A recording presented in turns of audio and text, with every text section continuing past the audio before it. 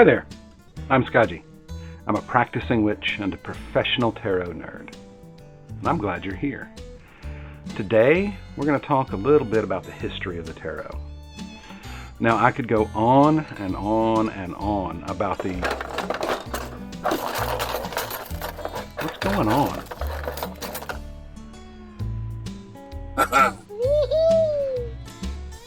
Gary, you know you're not supposed to run in the office. I'm filming.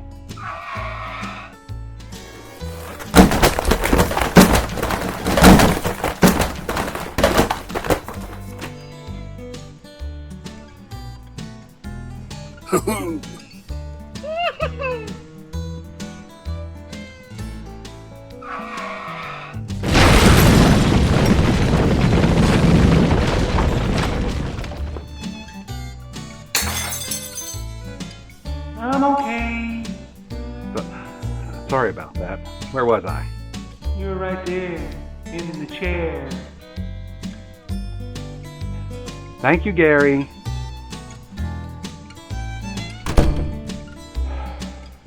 So where was I? Oh yeah. I could go on and on about the history of the tarot. I'm fixing to do just that. But from the get-go, there are a few points that I think we should keep in mind. The tarot is not ancient. It's merely old. And it has not always been used for divination. And the tarot, as we know it today, started out as a game. For many of us for whom the tarot is an important part of our spiritual practice, these ideas might fall under the hard-to-swallow pill category. So what? It's still a useful tool. The tarot is a very intriguing subject of study because it represents the intersection of art, literature, politics, religion, philosophy, and industry. Episode 1. The Rise of the Accountants. Naturally, in our study of the tarot, we're going to start by discussing human evolution and the rise of the accountants. Why would I do that to you? What's that got to do with the tarot? Fret not, gentle viewers, all will be revealed. Well, not all, because I don't know it all, or much, really, for that matter. Anywho, what we call modern humans may have been around for 300,000 years. The general consensus is that we naked apes first appeared in Africa and spread out from there, because, stuff to do. But wandering around aimlessly really doesn't get us to the tarot, and frankly for me it just makes my feet hurt. The tarot is a symbol thing, and to do symbol things we have to be able to think symbolically. We have evidence of symbolic thinking in humans a few 100,000 years ago in the form of ritual burials. This tells us that folks were thinking about themselves and their life in increasingly abstract ways. It seems to me that the development of language was an outgrowth of our increasing ability to think abstractly. While there is no agreement among scholars when we first began to speak, current theories hold that language developed sometime after 200,000 years ago. Now, I imagine that the first question asked was most likely why. And maybe the first answer was, "Shut up, Grog, I'm trying to sleep." Symbolic and abstract thought seems a requirement for art, and it seems likely that we humans have been making art for as long as we've been human. There's evidence of human-made art just about everywhere we found evidence of humans. See? So, humans have been talking and making art for a long time. Writing things down, though, was a much more recent development. Although we're not sure of when we started to speak, written language, on the other hand, can be more easily traced through the archaeological record and seems to begin with the transition on a large scale from hunter-gatherer societies to agrarian societies. The earliest examples of written notation, not a language as we think of it, were in the form of counting tokens, dating to around 7,000 before the Common Era. That's right. The earliest writing was developed by accountants in the Fertile Crescent of Mesopotamia. From counting methods, the idea of recording things developed into pictographs, picture writing, and later into ideographs, idea writing, between 5000 and 3000 before the Common Era. Around 2600 BCE, writing in Sumer began to represent the syllables of the Sumerian language. There is a disagreement between scholars regarding where Egyptian hieroglyphs fall into the timeline of the development of written language. Suffice it to say, it occurs either just before or just after the development of cuneiform writing in Sumeria. The first true alphabets, where a single symbol represents a single phoneme or sound element, first appeared around 1800 before the Common Era.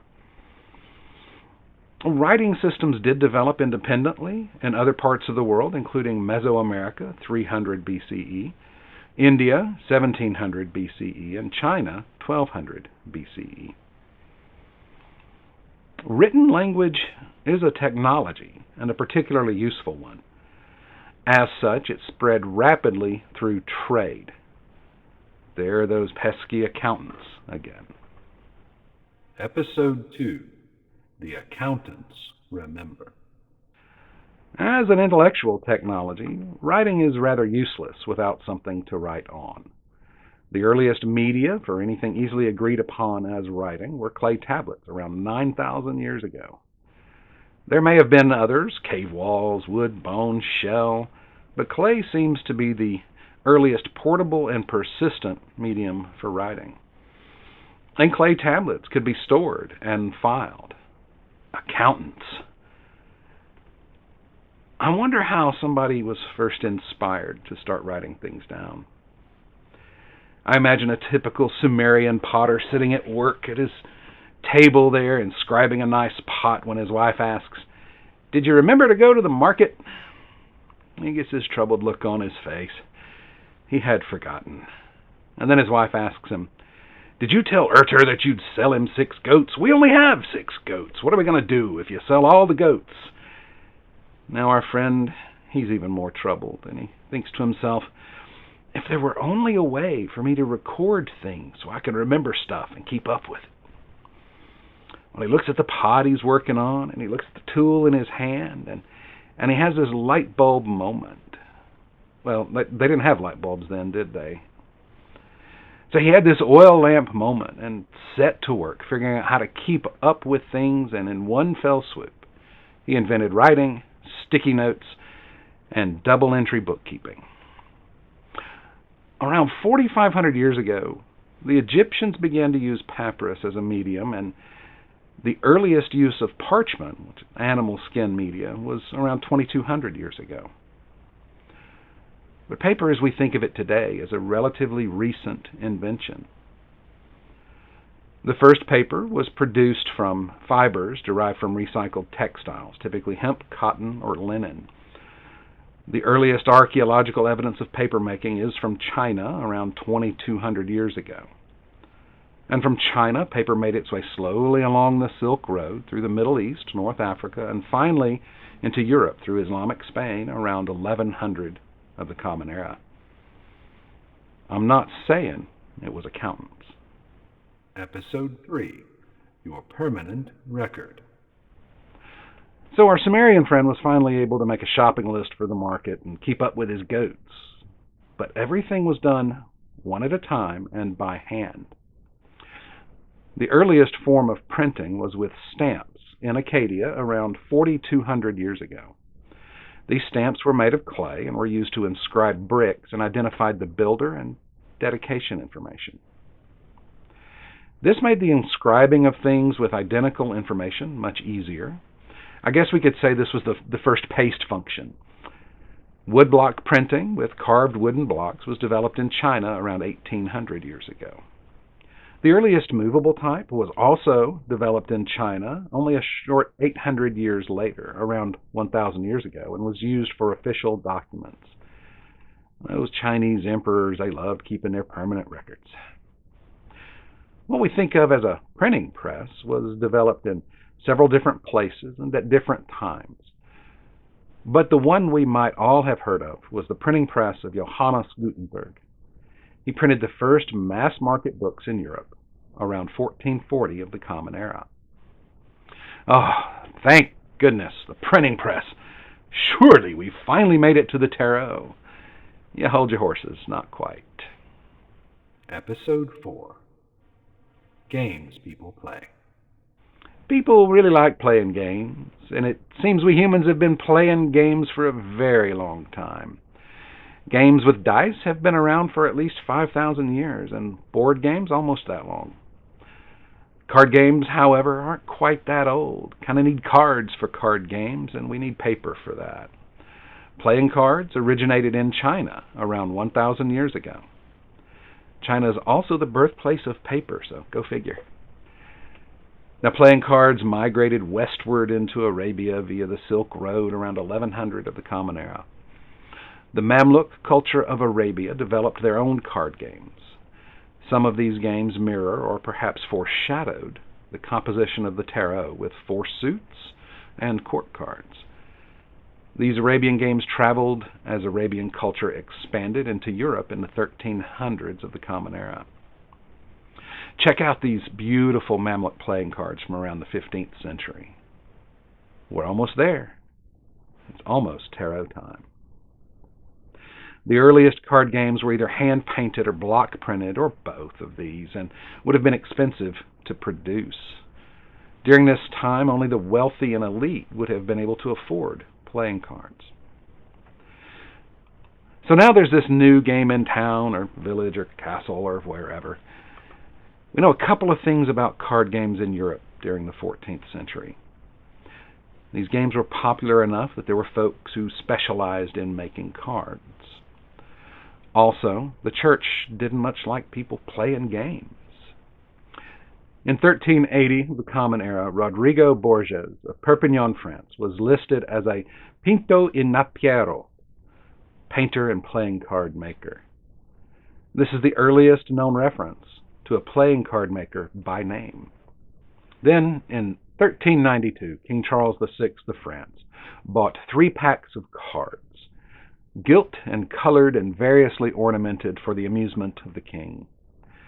These decks were bought from Jacquemin Gringonier, and we know about them because of the accountants.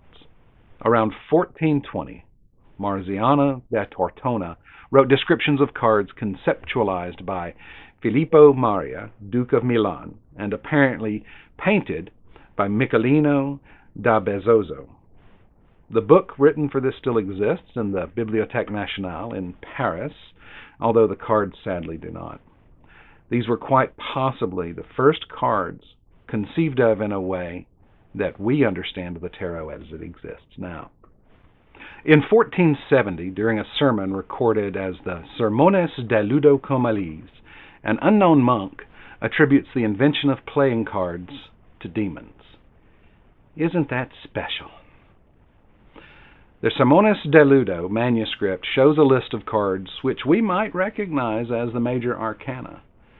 Now, this sermon wasn't a discussion of divination by cards, but admonishes against games of all sorts.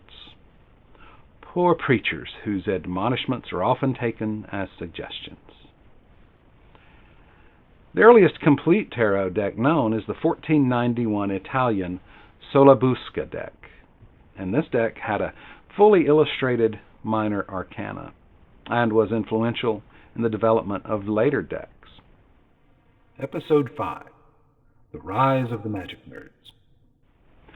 The development of the printing press in Europe made mass production of printed things possible, and made all those things more affordable by your average, everyday person. Now, during this time, most average folks couldn't read, but they did like their games. Beginning in the 1500s, we began to see more examples of playing cards and the styles which would remain in the tarot. We don't have a whole bunch of examples of early decks because, well, paper really isn't very rugged, is it? But here's an example from around 1500. It's called the Carey sheet because it's in the Carey collection of the Beinecke Rare Book and Manuscript Library at Yale University.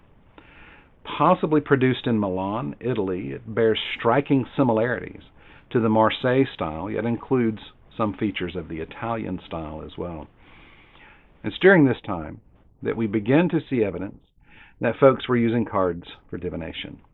In the 1507 De Rerum Praenotione, Francesco Pico della Mirandola supports the belief in divinely appointed prophets and slams all other forms of divination, including figures in cards. In figuris cartectio ludo pictis. It seems that folks were still taking their preachers' admonishments as suggestions. In 1527, poet Teofilo Felingo, under the pseudonym of Merlini Cacoi, wrote Chaos del Triperiuno, under which the fortunes of characters in the poem are described by cards dealt to them. It may be the first representation of what we would call today the Fool's Journey. There was an evolution of the tarot cards between the Italian and French styles between the 1500s and 1600s. We just don't know which came first, the French influence or the Italian. During the 1600s, what we call the Marseille style of tarot was developed in France, around Marseille. The Tarot de Marseille is not a single deck, but is a style of tarot deck, and the term was coined in the 18th century by occult authors such as Eliphas Levi, and is the style which inspired the major arcana in the Rider-Waite-Smith deck, which so many of us are familiar with. During the 1700s, the Age of Enlightenment was taking off. The church still didn't much care for fun, and people still didn't seem to notice. And it was during this time that occultists began to apply occult concepts to the tarot and to other card games as well.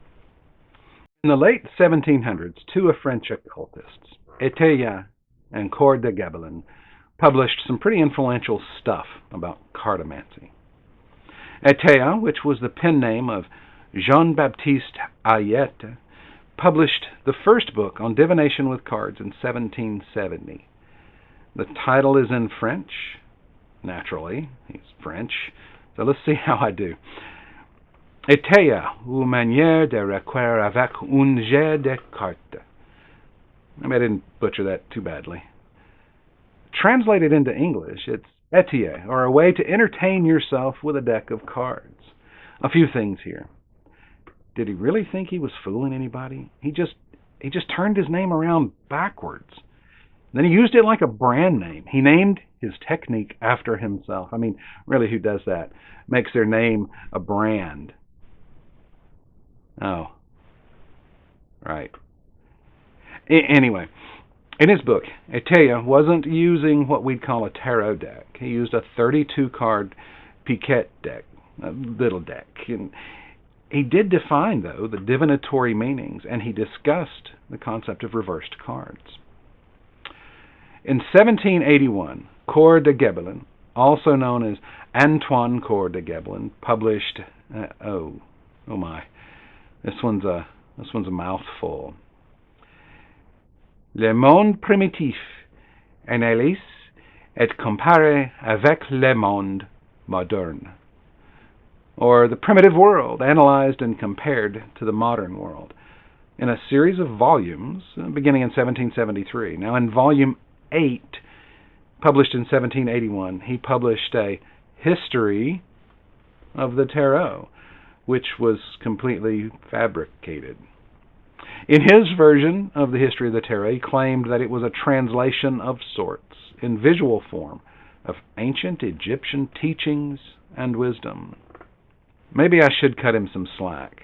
After all, at this point in time, folks all over Europe were cuckoo over everything Egyptian, and the writings of the ancient Egyptians couldn't be translated, not for another 40 years after the discovery of the Rosetta Stone in 1799.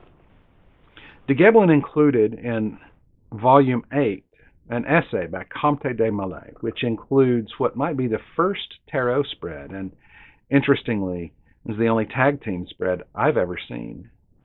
Also in this essay, de Mallet equated the 22 Hebrew letters to the tarot. This letter thing gets taken up and expanded on by other occultists.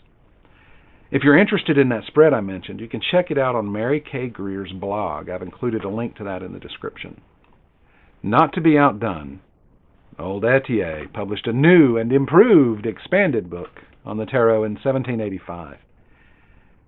Yeah, geez, look at this one. What's with the increasingly long book titles? Are they trying to compensate for something? At any rate, in Manière de se recréer avec l'ajout de cartes nommées tarot, How to Entertain Yourself with a Deck of Cards Called Tarot, Italia claimed to have been introduced to cartomancy by an Italian in 1751. He also describes the first tarot deck specifically designed for occult purposes. That deck includes both the major and minor arcana, includes astrological associations, and assigns the minor arcana to the 4 classical elements. Episode 6. Revenge of the Magic Nerds. Along came the 1800s, and the occultists kept at it. Eliphas Levi, whose mama called him Alphonse Louis Constant, published, another one. Levi published Dogma et Rituel de la Haute Magie, or Dogma and Ritual of Transcendental Magic, in 1875. Amongst a whole bunch of other magic stuff, Levi discussed the tarot and made Kabbalistic associations with the major arcana. Not long after that, in 1888, some English occultists founded the Hermetic Order of the Golden Dawn in London. Those crazy kids really took to Levi's work and ran with it. Oswald Wirth, a Swiss occultist, developed his own Kabbalah-based deck in 1889. Now, in his deck, he tossed out all the minor arcana and focused solely on the majors. Another French dude, Gerard Oncos, also known as Papus, published his own book on the tarot, Le Tarot des Bohémiens, the Tarot of the Bohemians, and was published in 1892. Okay, so what's with all these nicknames? Why don't they just... Oh, right. Now, in this work, Papus claimed that the tarot was transmitted by the gypsies from generation to generation, and it is the primitive book of ancient initiation. You see, at that time, some folks considered the Rom people, formerly called gypsies, considered them to be descendants of the ancient Egyptians. Today, though, we understand that this is just so much hogwash. 1909 was an important year in the history of the tarot. This was the year when the Rider-Waite-Smith deck was first published and marks a pivot point in the history of the tarot. A majority of modern decks are based on this one. The first printing of the Rider-Waite-Smith deck was a short run, a limited number of decks. The paper and ink were low quality and they didn't perform well. This edition is now called the Roses and Lilies deck. When the deck was re-released in 1910, it was a higher quality product. This release is called the Rider-Waite-Smith A. The writer in Rider-Waite-Smith was Rider & Son Limited, a publisher of occulty things, including the first editions of the Rider-Waite-Smith deck. The Waite part is for Arthur Edward Waite, who conceived of the deck. He was a member of several occult societies, including the Hermetic Order of the Golden Dawn. The Smith part is for Pamela Coleman Smith, nicknamed Pixie, the artist of the original Rider-Waite-Smith deck. She was introduced to the Golden Dawn by W.B. Yeats and joined in 1901. I should point out that early in my tarot studies, what we call the Rider-Waite-Smith now was simply called the Rider-Waite deck. It wasn't until the last couple of decades that Smith's contribution was recognized. Yay, progress! So far, the development of the modern tarot was in the hands of a bunch of Kabbalah nerds. But in 1929, Manly P. Hall, a Canadian lecturer, philosopher, mystic, and Freemason, developed a deck with illustrator J. Augustus Knapp, which they titled the Revised New Art Tarot, which is also called the Knapp Hall Tarot. Hall wrote a book to accompany this deck in which he laid out his argument that the tarot is not really a vehicle for Kabbalistic philosophy. Although the Golden Dawn did a lot with the tarot, they were a secretive bunch and kept things to themselves. And as it goes sometimes when you get a bunch of opinionated nerds all together, the order fragmented and collapsed in the early 1900s. In 1935, Israel Regardie joined the Stella Matutina, a magical order descended from the Golden Dawn. Regardie was concerned that the knowledge of those orders might be lost, so in 1937 he published The Golden Dawn, the original account of the teachings, rites, and ceremonies of the Hermetic Order. Although not directly the original teachings of the Hermetic Order of the Golden Dawn, Regardie's work is an important source of information. Beginning in 1938, Aleister Crowley and Lady Frieda Harris began to work on a tarot deck based on Crowley's ideas. The original art was printed between 38 and 42, but the deck didn't see print until the 1960s. The first published Thoth deck was only published in single color and is known as the Sangreal One-Color Tarot.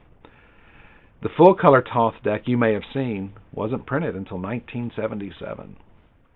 Episode 7. The Flower Children.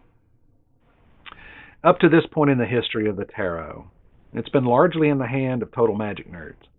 This changed in 1968 when Stuart R. Kaplan founded U.S. Game Systems with the intention of printing and distributing tarot decks. Today, there are thousands of tarot decks available, and this is a relatively recent development in the life of the tarot and is due primarily to the publishing industry in the U.S. since the late 1960s. While the sheer number of decks available today was made possible by modern printing and publishing methods, the demand for all those decks arose out of a rather proletariat idea.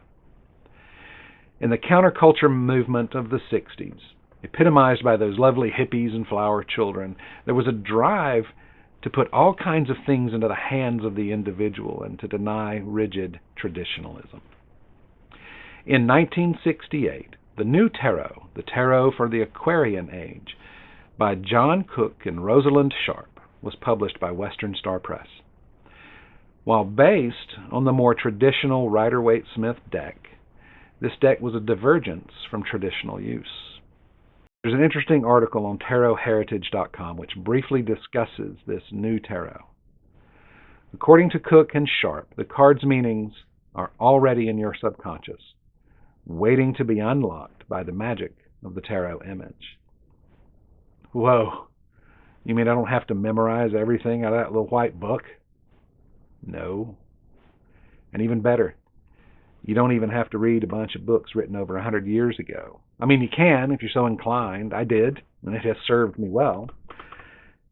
But as this paradigm shift in the philosophy of the use of the tarot spread, it fostered the desire for more and increasingly different decks.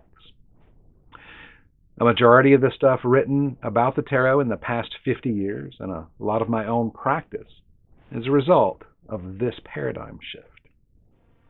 Episode 8. The Future of the Tarot. The past several years have seen an increase in the availability of print-on-demand services and self-publication platforms. This has led to an increasing number of privately produced tarot decks. What does this mean for the future of the tarot? I'm not sure. However, it seems to me that what we'll be seeing is a much broader view of individual philosophies and interpretations of the tarot going forward. I've already seen more diversity and inclusivity in decks in the last few years than in most of the decks I'd seen up till then. And I've looked at a lot of tarot decks. And this is a good thing as far as I can see. If we view the tarot as a tool for understanding not only our own individual lives, but as a tool for understanding what it means to be human, then this wider view of humanity can only lead to a wider view of what it means for each of us to be human. What will the tarot be in 10 years, in 50? Beats me. I'm not a fortune teller. I did a whole video about that. It's not very good, but you might find something useful there. There's a link in the description. But what I hope for the future of the tarot is that it will continue to help us mere mortals find paths to more fulfilling lives, and that it will help us continue to more fully understand not only ourselves, but our fellow humans as well. Thank you so much for spending some of your time with me today. If you've enjoyed that time, please like, subscribe, share, comment. I'm Skaji. Safe journeys.